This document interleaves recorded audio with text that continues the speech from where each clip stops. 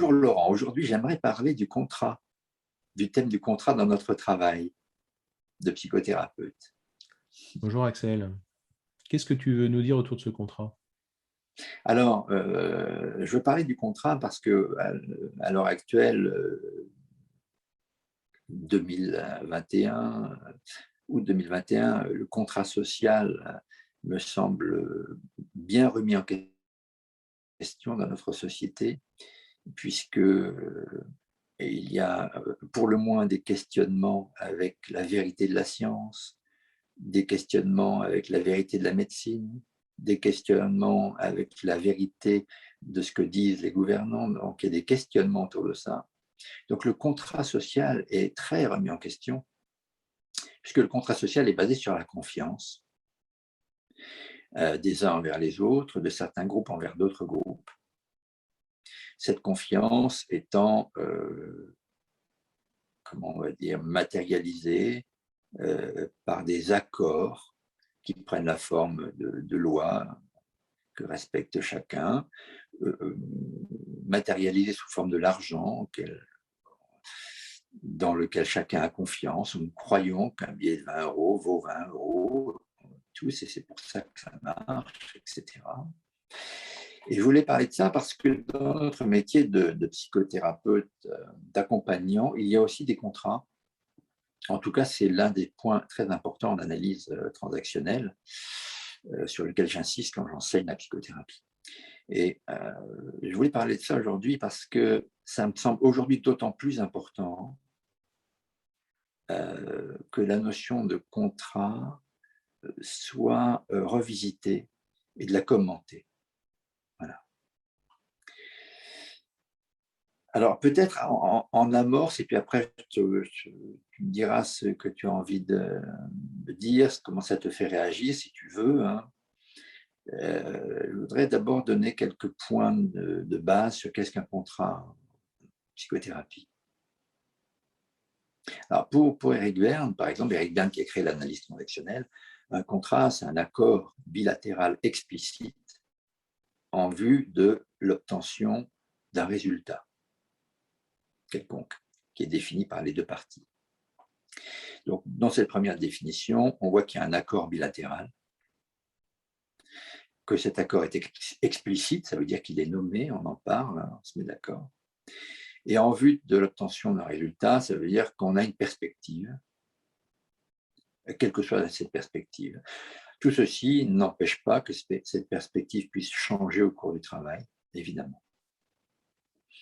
Et Claude Steiner, qui a écrit plusieurs livres également, qui est un transactionnaliste, qui a écrit plusieurs livres, dont l'ABC des émotions, l'autre face du pouvoir, à quoi jouent les alcooliques. C'est un grand auteur aussi d'analyse transactionnelle. Pour ceux qui ne connaissent pas Eric Berne, je peux citer le livre Que dites-vous après avoir dit bonjour, qui est un best-seller qui est paru en 1968 de mémoire. Voilà. Donc pour Claude Steiner, lui, il précise les qualités. Qu'est-ce qui fait qu'un contrat est un bon contrat? Alors il donne plusieurs éléments, je vous les cite. Un des éléments, c'est que les deux parties sont d'accord pour établir un contrat. D'abord, on va revenir là-dessus. Deuxième élément, les deux parties ont la compétence de mettre en place un contrat. Troisième élément, il y a une juste rétribution, un échange juste au niveau du contrat. Et dernier élément, le contrat entre dans le cadre d'une légalité, quelque chose de légal. Et ce sont les 4 conditions qui font qu'un contrat est de qualité. Alors, je vais brièvement décrire chacun des points, et puis après, je te demanderai ton avis ou ta réflexion là-dessus, si tu veux. Donc, le premier point, que tous les deux soient d'accord, parce qu'effectivement, si deux parties ne sont pas d'accord pour mettre en place un contrat, on ne voit pas très bien comment ça peut se faire. Hein. Par exemple, nous partons faire une balade tous les deux, quelque part. Si on n'est pas d'accord pour faire une balade, il ne faut pas trop comment on peut mettre en place un contrat qui est on va faire une balade pour prendre du plaisir à visiter un lac qui est près de chez toi. Si d'emblée on n'est pas d'accord là-dessus, il n'y a pas de contrat. Mais il peut y avoir une contrainte à la place d'un contrat. Le mot est proche. Le deuxième point, que les deux aient la compétence à mettre en place un contrat. Alors, il est vrai, et ça on l'oublie souvent, que les humains n'ont pas la même compétence à créer un contrat. Exemple, quelqu'un qui est psychotique, quelqu'un qui est malade, un enfant n'a pas la même compétence à mettre en place un contrat que quelqu'un en pleine possession de tous ses moyens. Pour la petite histoire, ça m'est arrivé d'assister à une scène cocasse d'un adulte disant à un enfant, adulte en colère, disant à un enfant, adulte qui connaissait l'indice transactionnel, disant à un enfant, bon, maintenant on va faire un contrat, tu vas faire ci, tu vas faire ça. Et là, on est dans la novlangue, comme dirait Franck Lepage, et ce n'est pas parce que le mot contrat est employé qu'il y a un contrat. En fait, il n'y a pas de contrat, il y a une pression exercée de l'un sur l'autre. L'enfant n'ayant pas la compétence du fait de sa dépendance à mettre en place un contrat. On voit ça également dans l'emploi, dans le monde de l'emploi. Un salarié, enfin un potentiel, quelqu'un qui est au chômage dans un contexte d'emploi tendu, n'a pas les moyens de mettre en place un contrat équilibré avec un employeur si du jour au lendemain il peut être mis à la porte. Donc c'est un faux contrat. Voilà. Donc le deuxième critère qui est que les deux aient la même compétence équilibrée à négocier un contrat. Le troisième point est la juste rétribution, évidemment, puisque qui dit contrat dit échange. Hein. On est d'accord pour faire une chose. Donc ça signifie je te donne quelque chose, tu me donnes quelque chose, que ce soit matériel ou pas. Hein, ça peut être de l'argent, ça peut être un service, ça peut être des signes de reconnaissance positifs. Il y a un échange, dans tout contrat, il y a un échange. Hein, et ça, c'est quelque chose de tout à fait juste. Depuis la nuit des temps, il y a des échanges dans tous les contrats. Hein. Je te donne un coquillage rouge, tu me donnes un fruit, etc. Et cette rétribution doit être juste, c'est-à-dire qu'elle doit être équilibrée par rapport à l'univers des échanges environnants. Voilà. Et le dernier point, légal. Alors, le contrat doit être légal. C'est évident que si... Alors, et ça vaut le coup de le discuter, hein, également 5 minutes. C'est-à-dire que si on se met d'accord tous les deux, on voit ça dans un film d'Hitchcock, je ne sais plus le titre, mais ça va te revenir, dans lesquels je crois que c'est L'inconnu du Nord Express, dans lesquels deux hommes se mettent d'accord, ils font un magnifique contrat, chacun pour assassiner la compagne de l'autre. Donc le contrat est explicite, le but est clair, pile poil, chacun a la compétence de mettre en place un contrat, ils sont tout à fait, ils sont d'accord, la compétence, la rétribution est juste des deux côtés, hein. Tu tues mon conjoint, je tue le tien, voilà. Sauf que ce n'est pas légal, évidemment. Donc on ne peut pas parler en termes d'analyse transactionnelle d'un contrat adéquat, puisque ce n'est pas légal d'assassiner quelqu'un. Voilà. Donc ce point est important, le point de la légalité. Le contrat doit être légal.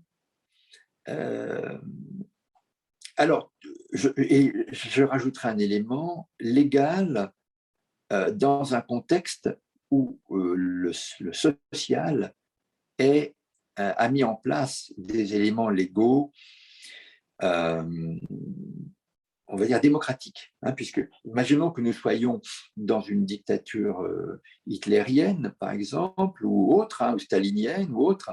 C'est évident que s'il est légal d'assassiner un opposant qui vient consulter un psy, si le psy sort un revolver et le tue, si c'est légal, logiquement, il ne devrait pas avoir de problème. Donc, moi, je propose de se méfier du mot légal et de vérifier si le légal croise quand même un positionnement éthique et un positionnement humaniste. Puisque quelque chose peut être légal sans être juste. Ça, on voit ça tous les jours. Hein. Un voleur mobilette peut être condamné beaucoup plus sévèrement qu'un fraudeur de haut niveau parfois. Donc voilà, donc tout ça étant tout à fait légal, mais n'étant pas forcément juste. Donc méfions-nous de l'aspect légal et croisons-le avec l'aspect éthique. Et donc voilà pourquoi je trouve ça intéressant comme thème dans notre pratique d'insister sur le contrat. Et je vais dire pourquoi après, je vais te laisser un espace à ceux qui écoutent également, de respiration, d'étirement. Et je vous dirai après pourquoi ce thème m'intéresse dans notre pratique. Voilà. Allez, petit espace d'étirement.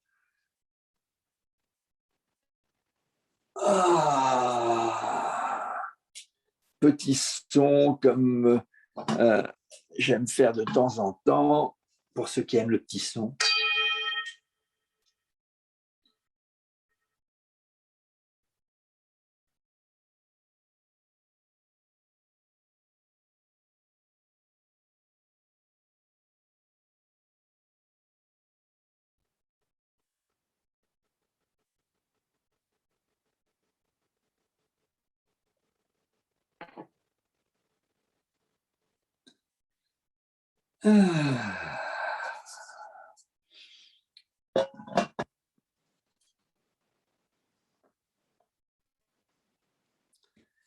Voilà, pour détendre un peu le corps. Parce qu'un corps détendu réfléchit un peu mieux.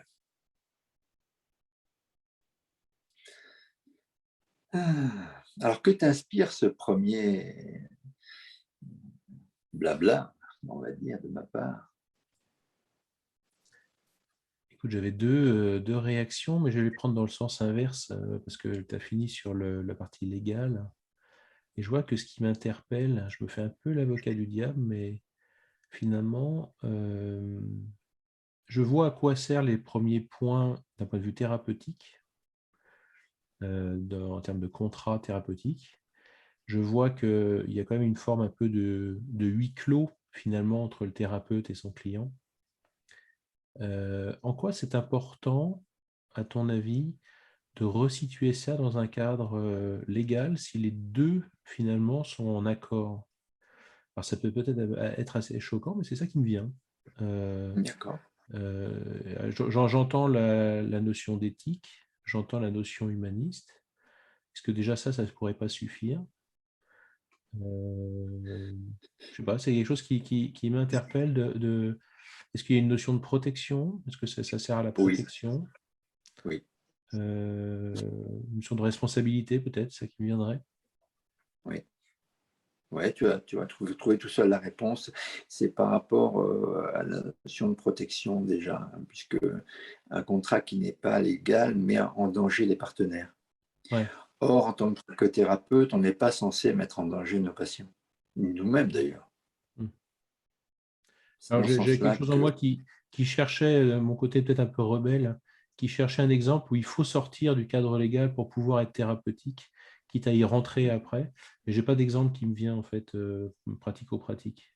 Oui, Mais voilà. Ça touche après aux notions de limite que moi j'aime bien. oui, Flirter avec la limite du légal. ouais. Alors non pas que j'aille là-dedans, mais ça pose des questions intéressantes. Oui, oui. Le cas typique serait qu'un patient qui aurait assassiné quelqu'un, personne ne serait au courant et le thérapeute serait au courant. Évidemment, il se met dans l'illégalité s'il ne dénonce pas le crime. C'est un crime. Donc, sinon, il devient complice. Donc, c'est à lui d'évaluer le risque qu'il fait prendre à lui-même, enfin à son patient d'une certaine manière, en le dénonçant, le risque qu'il fait prendre à la société, le risque qu'il fait prendre à lui-même et à sa famille. Donc, le thérapeute a besoin d'évaluer en son âme et conscience le niveau de risque qu'il fait prendre à tous les partenaires. Dans ce sens-là, que c'est un point très important. Et Ouais, ça rejoint ce que tu dis, le thème de la protection. ouais. Oui, ou quelqu'un qui est violent dans son foyer, Voilà, qui en prend conscience et qui veut suivre une thérapie. Pour autant, à l'instant T, il est violent mm, et donc là, on a un rôle de vigilance et donc, quitte à casser la confiance d'ailleurs, parce que la personne vient nous voir et a confiance que sa parole va être accueillie et qui ne sera pas dénoncée, entre guillemets. c'est ça. Donc là, c'est un sujet qui est, pas, qui est loin d'être évident, à mon sens. Mm. Il en est de même pour un client qui serait en danger par rapport à lui-même, danger de suicide. Hein. On a une responsabilité de protection qui fait qu'on peut faire en sorte qu'il soit hospitalisé, même si lui ne veut pas l'être. Ouais. Ouais, ça me parle bien, ça, cette notion de responsabilité et d'où l'intérêt vraiment d'être bien aligné, de ne pas se laisser embarquer avec la personne C'est ça. dans son Et ça, histoire, son contexte, sa voilà, personnalité, et donc de rester ancré dans quelque chose de... Parce que derrière le légal, il y a effectivement un peu, pour moi, la terre, quoi, quelque chose où effectivement on est ancré dans le réel avec de la distance. c'est ça. Et ça rejoint le deuxième point quand même, qui est la compétence de chacun des partenaires à mettre en place un contrat. Hein. Si l'un des deux partenaires n'a pas la compétence à mettre en place un contrat, c'est-à-dire n'a pas assez de self, parce que la mise en place d'un contrat dépend du niveau de self. Hein. Si quelqu'un est complètement amalgamé et que les décisions qui sont prises entre des parties du système de l'un et de l'autre, on ne peut pas parler de contrat. On peut parler d'un accord entre des parties, si on peut dire, mais pas de contrat. Le contrat n'a de sens que s'il y a suffisamment de self des deux côtés du bureau, si on peut dire, des deux côtés. Voilà. Ah, écoute, c'est très bien parce que ça rejoint ma première, enfin mon autre réaction qui est en IFS, on voit ces notions de partie et on peut très bien imaginer que la partie qui amène le client en thérapie soit très très d'accord pour faire un contrat et établir un contrat. Pour autant, d'autres parties plus protectrices, par exemple, ne soient pas tout à fait d'accord, ou même pas du tout d'accord d'être là, Mm, n'ont pas du tout envie d'établir un contrat. mm, mm, mm. Et donc là, il y a peut-être un sujet à démêler, à poser, à expliciter. Oui. Voire même que ces autres parties veuillent faire un autre type de contrat qui les arrange. Hmm. Hein, par exemple, si un protecteur chez le client veut faire un contrat avec le protecteur chez le thérapeute, mettons-nous d'accord pour enfermer cet exilé qui est très encombrant. Qu'en pensez-vous? Et l'autre partie du thérapeute, qui ne serait pas le seul, disant oui, vous avez raison, il est très encombrant cet exilé. On se met d'accord, je vais vous aider à enfermer cet exilé. Le contrat est explicite, quasiment, le but est clair. Euh, voilà, les deux ont une forme de compétence à l'échange, les deux parties. Ça semble plutôt légal. Hein, voilà. Bon, sauf que ce sont des parties qui négocient entre elles et non pas le self. Hmm. Et tu vois, Donc, Axel, ça pose une question parce que ça me fait réagir d'un coup parce euh, que le thérapeute soit dans son self, c'est un peu son travail. oui, Par contre, établir un contrat en amont d'une thérapie, je serais presque tenté de dire, pour être amusant, ça serait plus simple d'établir un contrat en fin de thérapie plutôt qu'en début. bien Puisque sûr, en début, par définition, il y a quand même moins de self, toi, il y a moins bien sûr, de... bien sûr. Et donc, ça paraît, c'est pas si évident d'établir Non, un contrat juste entre deux selfs, entre guillemets. non. Et c'est pour ça qu'établir un contrat peut demander du temps parfois, plusieurs séances, vraiment plusieurs séances. Enfin, en ce qui me concerne, par exemple, j'ai établi quasiment jamais un contrat lors de la première séance, pas avant la troisième, minimum. Pourquoi?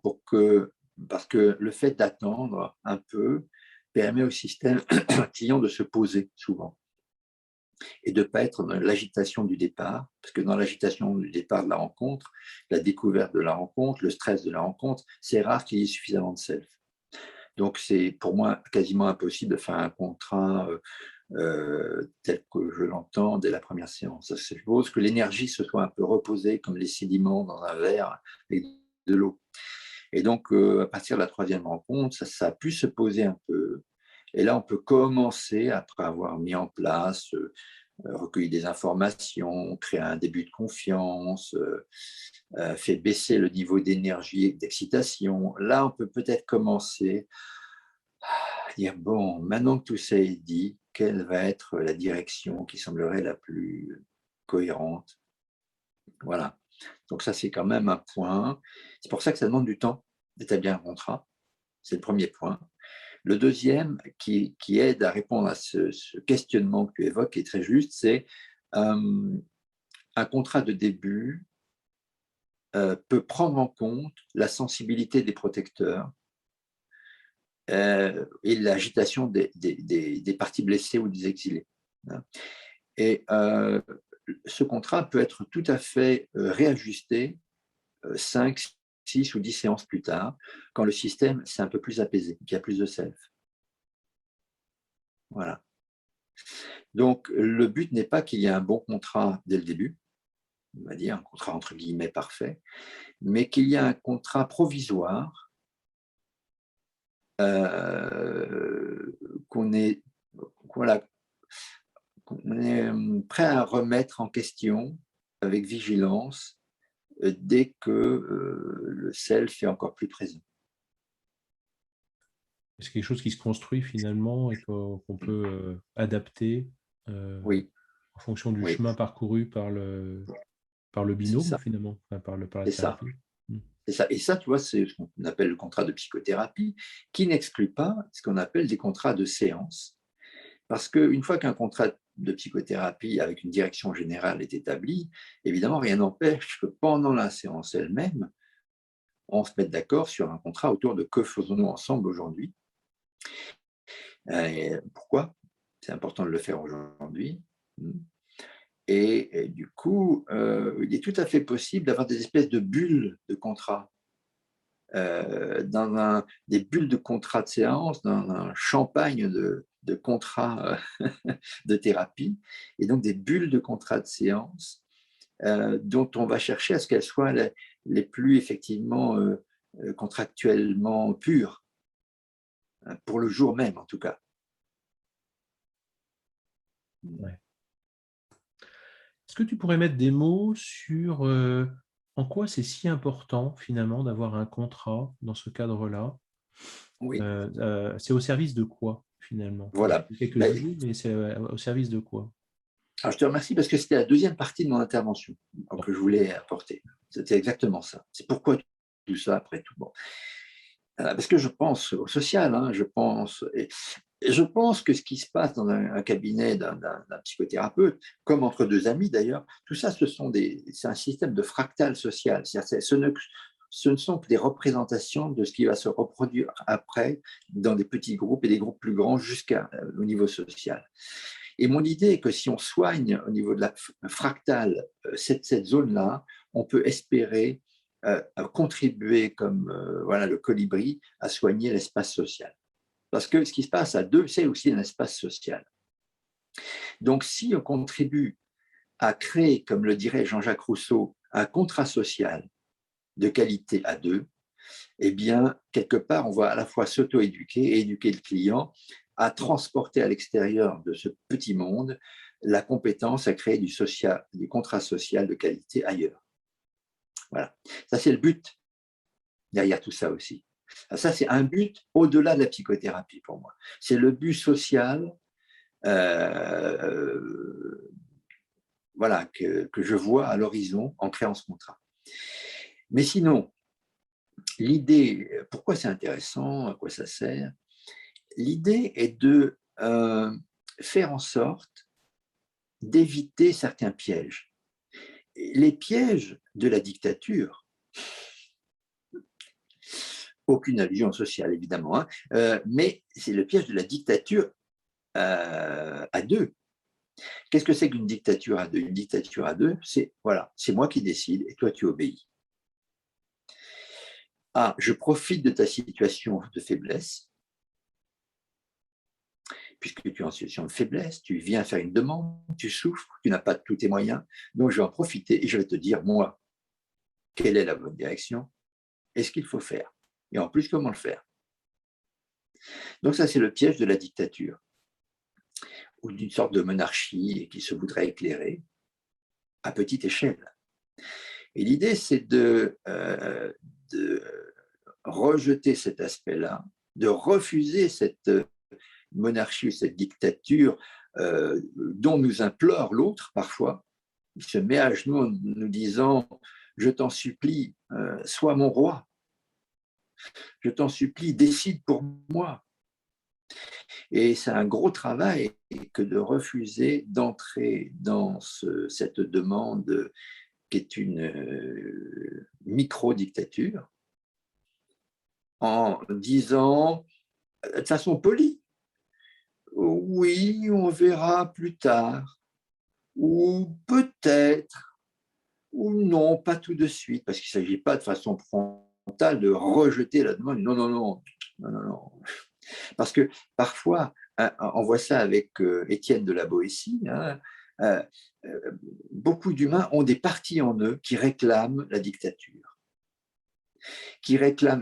Pourquoi? Parce qu'on a tous connu ça, enfant, avec les parents qui décident pour nous. C'est une dictature de bonne loi, parce qu'une dictature n'est pas forcément négative. Hein, quand l'être n'a aucun moyen de décider, il faut bien que quelqu'un décide pour lui. Hein, si un enfant n'a aucun moyen de décider d'aller chercher son biberon, il faut bien que quelqu'un lui amène le biberon et lui dise « Tiens, c'est le moment pour toi de boire ton lait, je te propose. » Voilà.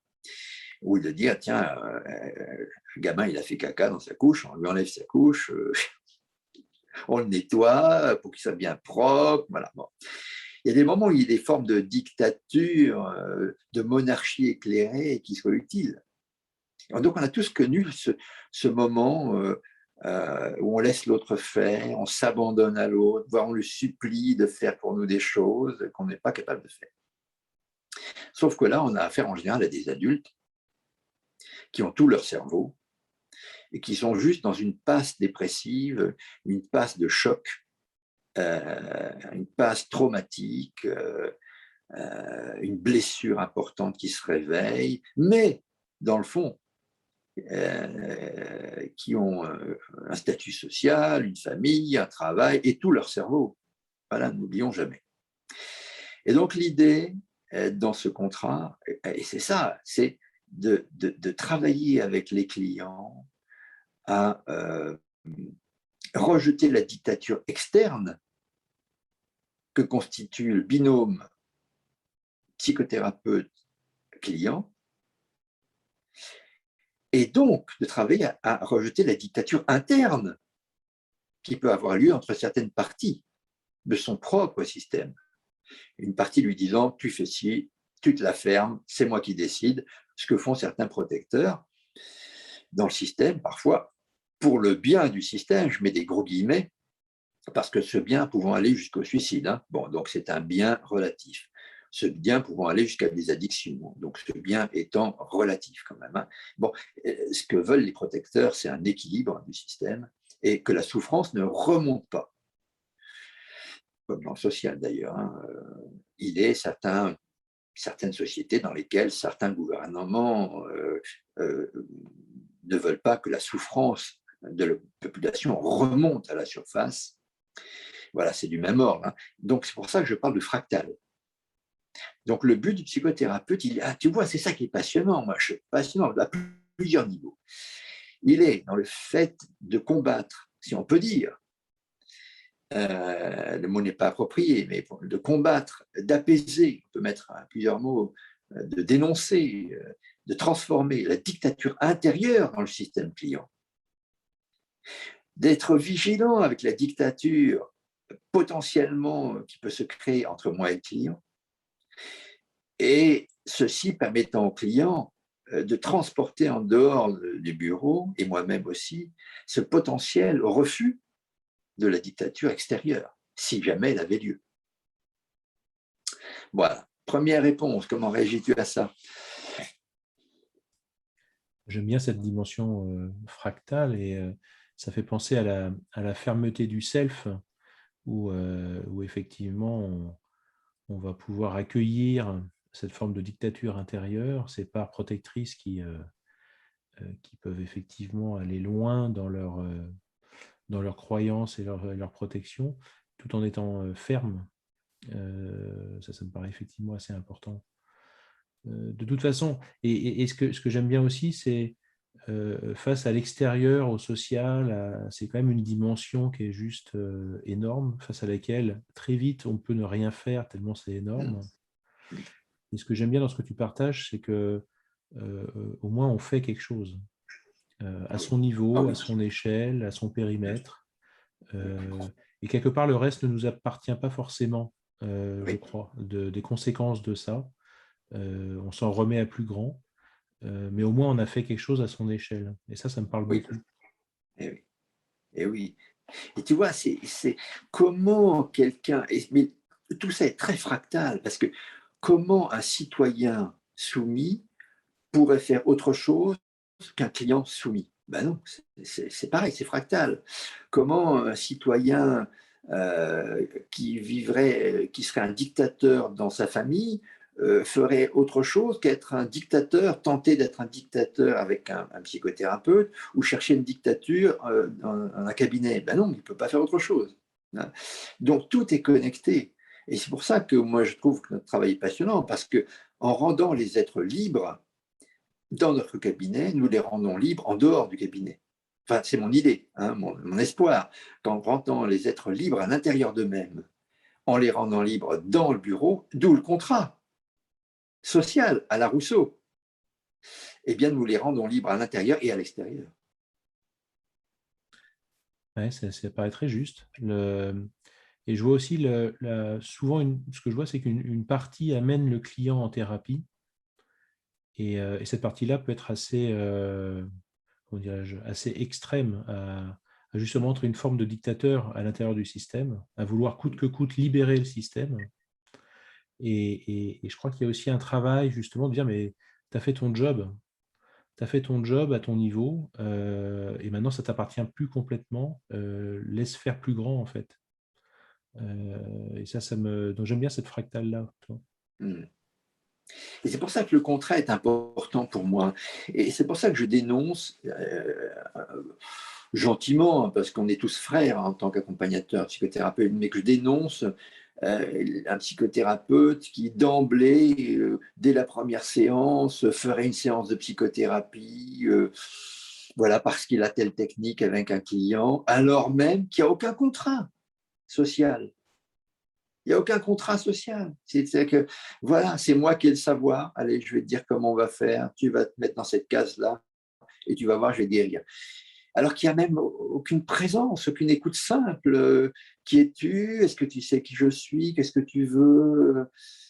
Qu'est-ce qu'on fait ensemble? Comment on s'organise? Non, rien, allez hop, je sais, tu te mets dans cette case-là. Alors, surtout si l'autre lui tend la perche en le suppliant, en le disant « Guéris-moi aujourd'hui si possible hein, », c'est-à-dire « Sois mon maître », comme dirait la Boétie. Hein, allez, sois mon maître, je t'en supplie, décide pour moi. Hein, voilà. Ouais, on pourrait même voir le contraire aussi.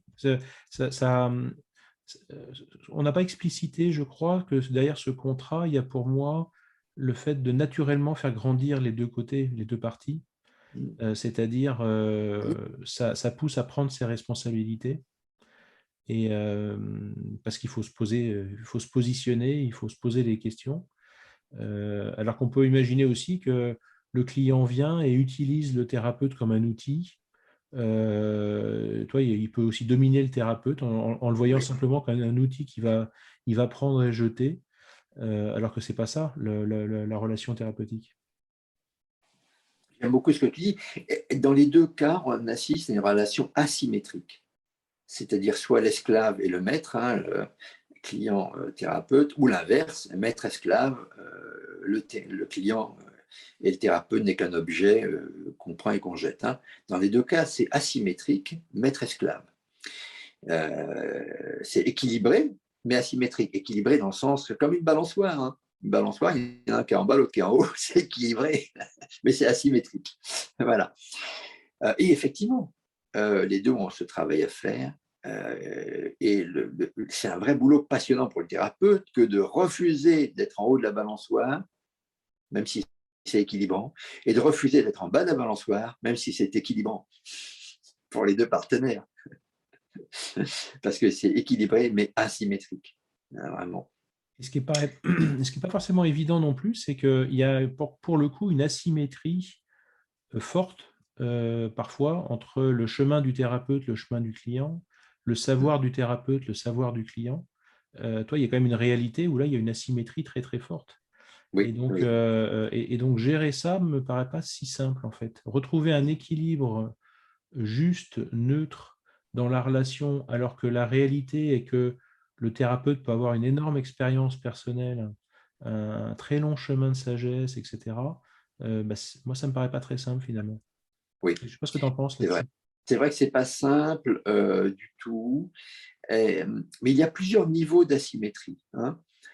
Il y a des asymétries au niveau du savoir. Et c'est vrai que le psychothérapeute, en général, en sait plus sur le fonctionnement humain que le client.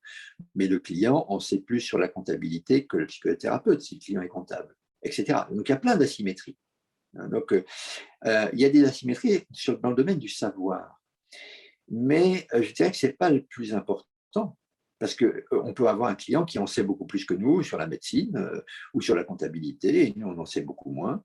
Nous, on en sait plus que lui uniquement sur un thème en général, qui est celui de l'accompagnement en psychothérapie.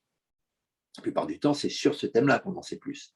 Mais moi, avec mes clients, il y a la plupart des thèmes, je reconnais moins qu'eux. Hein. Quand j'ai une astite, je connais moins qu'elle dans le domaine de l'enseignement, etc., etc. Donc, il n'y a que sur le domaine de l'accompagnement que j'en sais plus. Donc, premier point, modestie. Modestie, c'est un bon antidote. On n'en sait plus que sur un seul thème, souvent. L'autre truc, c'est que, et qui est une bonne antidote, en tout cas telle que je la pratique, et elle m'a été enseignée entre autres par quelqu'un comme Bill Cornell, qui a écrit un livre passionnant que je conseille, qui s'appelle, je crois que ça s'appelle Un chemin vers soi. William Cornell, C-O-R-N-E-2-L, hein. Une vie pour être soi. Voilà, une vie pour être soi, William Cornell, qui est un analyste transactionnel et aussi un gestalt thérapeute passionnant et adorable.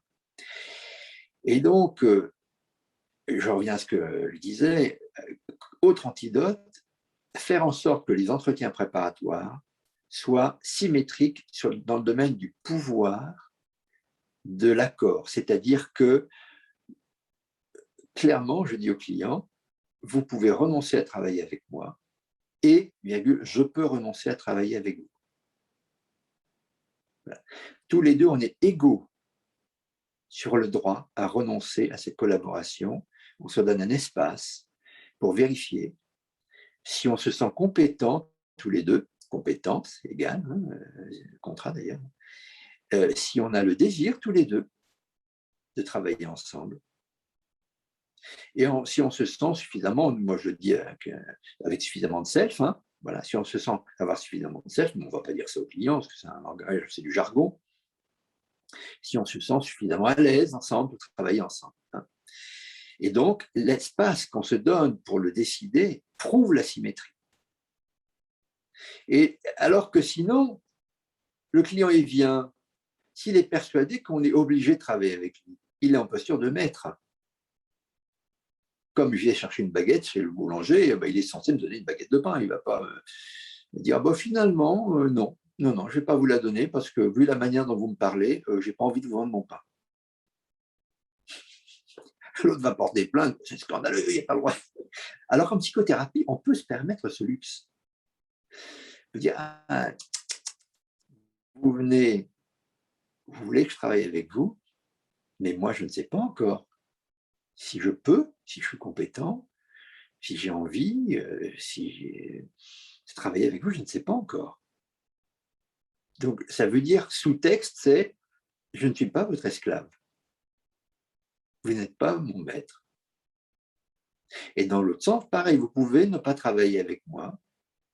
Et ça, c'est important de ne pas faire de la novlangue, comme dit Franck Lepage, qu'on le dit, de le penser vraiment. C'est-à-dire vraiment vous avez le droit de ne pas travailler avec moi, je vais vous dire comment je travaille, réfléchissez. D'ailleurs, je ne vous donne pas un prochain rendez-vous, vous pouvez renoncer au rendez-vous suivant, c'est ce que je fais, hein, pour vous prouver que vous êtes vraiment libre de décider. Voilà. Donc, voilà une façon de stimuler la symétrie, c'est que les deux doivent être libres de collaborer. Et pour ça, il faut un espace. Ça ne peut pas se décider comme ça en situation de difficulté. C'est du mensonge. Hein, quelqu'un qui souffre, il tombe sur quelqu'un qui lui plaît, évidemment, il va s'accrocher. Non, non. Ça demande un petit espace de quelques rencontres, pour moi, pour permettre que cette symétrie s'installe. Une vraie symétrie d'accord. Voilà. Une remarque là-dessus, une sensation. Non, mais ce qui me la remarque, c'est de me dire que effectivement, la thérapie commence déjà là, puisqu'on parle de liberté. Eh oui. Goûter sa liberté, prendre en compte la liberté de l'autre. Effectivement, la thérapie commence pas au bout de la 4e séance, mais elle commence déjà à l'instant T0. C'est ça que ça Tout me à fait. Tout à fait, tout à fait. Et ça commence même, je dirais, dans l'échange verbal parfois, parce que tu remarqueras qu'il y a certains clients qui parlent, évidemment, ils sont là pour parler, mais qui ne laissent pas d'espace au thérapeute pour dire quelque chose. Tu remarqueras qu'il y a ça parfois. Hein. Parfois, c'est l'inverse. Et tu as des clients, c'est l'inverse. Dès le début, hein, je parle de la première séance, qui parlent peu et qui s'organisent pour que ce soit le thérapeute qui parle. Dans les deux cas, on est dans une situation où le partenaire est absent. Dans le premier cas, je m'arrange pour que tu causes. Et il y a des gens qui sont doués pour ça, des clients. Et du coup, le thérapeute tombe dans ce piège et se met à parler, à raconter, à expliquer, plus que de mesures, à décrire, à inventer des questions. Et il commence à se dire dans le contre-transfert, il est en train de se dire, comment je vais meubler là? Il y a du vide, qu'est-ce que je vais faire? Il faut que je dise quelque chose, quelles questions je vais poser? Et on est déjà dans un truc d'asymétrie où l'autre s'organise de façon symbiotique pour être pris en charge. À l'inverse, c'est vrai. Il y a des clients qui parlent et tu as l'impression que tu sois là ou pas, ils vont parler, parler, parler, parler. Et ces clients-là, à l'inverse, ont besoin qu'on leur dise stop. Avez-vous envie que je vous dise quelque chose par rapport à ce que vous me dites là? Ou pourquoi vous me dites tout ça? Autrement dit, le sous-texte, c'est coucou, il y a quelqu'un en face de vous, j'existe, vous n'êtes pas seul, coucou. Alors que dans le premier cas, le thérapeute a besoin d'apprendre le silence, d'apprendre à laisser l'espace à l'autre, à lui dire coucou. Non, non, tu as le droit d'exister, coucou. Je vais te laisser de l'espace si on travaille ensemble. Et ça fait penser au lien, ça fait penser au lien, toi. C'est-à-dire que dans un cas ou dans l'autre, finalement, il y a un acteur qui refuse le lien, ou en tout cas qui n'est pas capable d'être en lien. C'est exactement ça. Exactement ça. Tu vois, et c'est là que le contrat est fondamentalement important. Dans les deux cas que je te cite, si on rentre là-dedans, ça y est, on n'est plus dans le contrat, on est en train d'éviter la posture contractuelle. Déjà, ça y est. Qui est foncièrement symétrique comme la balançoire. On va tenter de trouver quelque chose qui soit, c'est impossible que ce soit comme ça symétrique, mais qui joue avec une sorte de symétrie et non pas poum, poum. On est bien comme ça, c'est sûr qu'on est bien. D'ailleurs, souvent, c'est quand il y en a un qui est plus lourd que l'autre que ça reste comme ça. Mais c'est une lourdeur, effectivement, de la non-communication, de la symbiose, poum.